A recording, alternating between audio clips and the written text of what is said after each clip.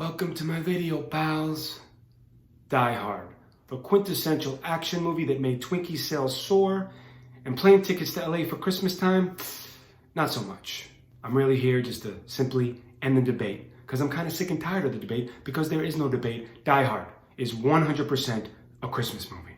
Not many people know this, but the original working title for Die Hard was called A Miracle at Nakatomi Plaza. Now, it was actually based on the book called Nothing Lasts Forever by Roger Thorpe, which really sounds more like a James Bond movie. I thought Christmas only comes once a year. I sat through that movie in the theaters with my moms. Man, awkward. How can a movie about a barefooted, wisecracking New York City cop who takes down an eclectic group of runway models, most notably Severus Snape, to save his wife and her co-workers trapped in the state-of-the-art Nakatomi Plaza high-rise, be in the same category as such beloved classics as It's a Wonderful Life or A Christmas Carol, A Christmas Story? when it's not because it's set on Christmas Eve, or that John McClane's wife is literally named Holly, or that there are buildings roasting on an open fire, but because At its heart, it has the main recurring theme that every Christmas movie has: family. It also has the common thread of following the journey of a down-on-their-luck protagonist who, by the end of the film, just realizes how lucky they are. In It's a Wonderful Life and A Christmas Carol, both protagonists go through near-death experiences, realizing how meaningful they are to the people around them.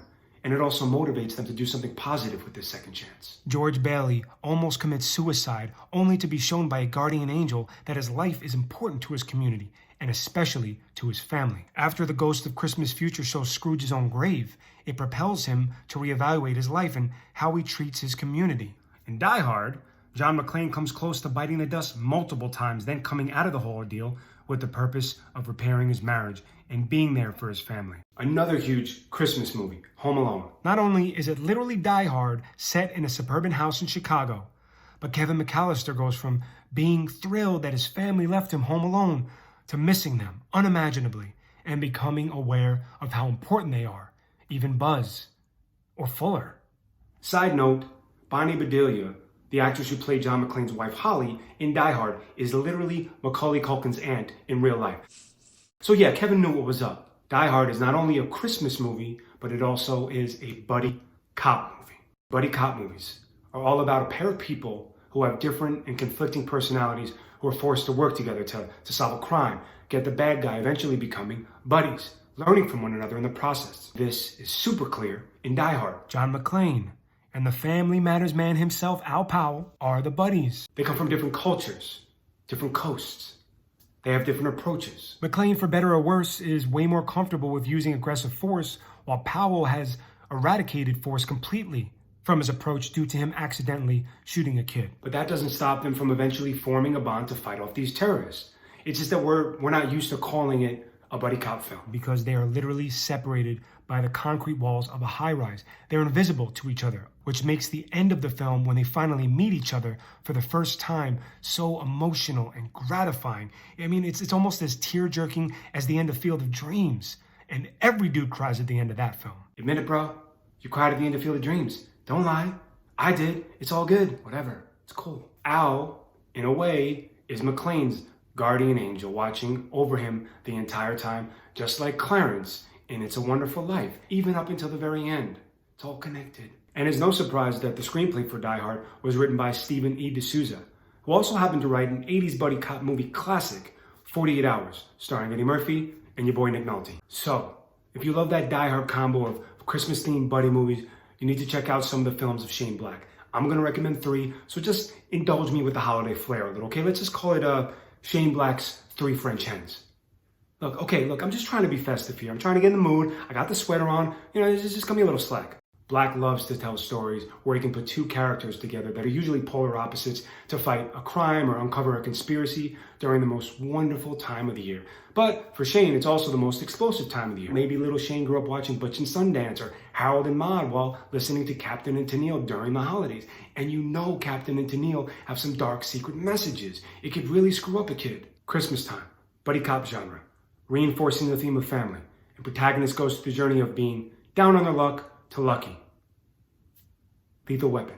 After the death of his wife, Martin Riggs, an LAPD detective, becomes reckless and suicidal, who immediately clashes with his new partner, Roger Murtaugh, an older officer on the brink of retirement who is looking forward to spending more time with his family. What do they end up doing? Oh, I don't know, becoming best friends and taking down a massive drug trafficking ring together? Like George Bailey, Ebenezer Scrooge, and other Christmas film protagonists, Martin Riggs starts out the film feeling alone and desperate, to by the end of the film finding purpose and family. Literally, the last shot of Lethal Weapon is Roger inviting Riggs in for Christmas dinner. In another Yuletide connection, indulge me, the film was directed by Richard Donner, who would go on a year later to direct one of my favorite Christmas films, Scrooged, an 80s retelling of A Christmas Carol. And then a year after that, he would go on to direct a Tales from the Crypt episode titled And All Through the House, where deranged prison escapee dons, pun intended, a Santa outfit. The guy also shares a last name with a freaking reindeer. I mean, is there anything else? The Long Kiss Goodnight, an underrated action flick directed by Rennie Harlin, who also happened to direct, surprise, surprise, Die Hard 2, which also took place on Christmas Eve, which really set the holiday sequel template up for films like Home Alone 2. The kind of, if it ain't broke, don't fix it. Harlin also directed Die Hard on a Mountain. I mean, it's...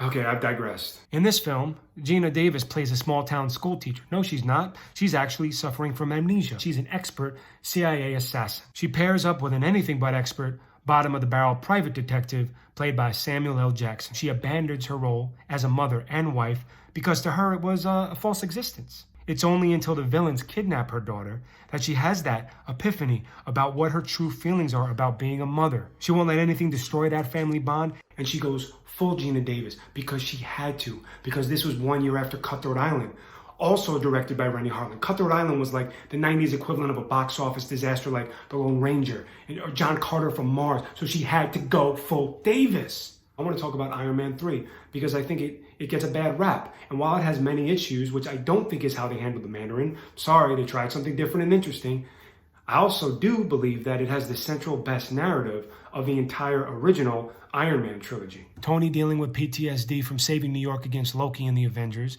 and him slowly starting to deal with who he is behind the armor and literally stripping that armor away little by little as the film progresses, is a very compelling and satisfying way to go here. His ego also sends him on a path of losing his only real ding-ding-ding family, Pepper. Iron Man 3's buddy cop pairing is twofold. You have Tony teaming up with Rhodey a few times during the film, especially in the climax when they infiltrate a shipping yard, which is a straight nod to the climax of Lethal Weapon 2, another Shane Black film.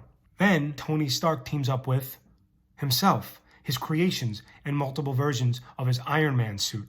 And this makes total sense for such an ego-centric character who is now letting go of that ego and armored guardian angels to become the true family man he can be. So many more that we can talk about, but then we'd be here till like New Year's Eve 2021. How'd that happen? Well, I don't know about you, but I'm gonna go and have a big old glass of some spiked eggnog and give my family a big old virtual hug. That's all I got. Happy holidays, stay safe, and wear a goddamn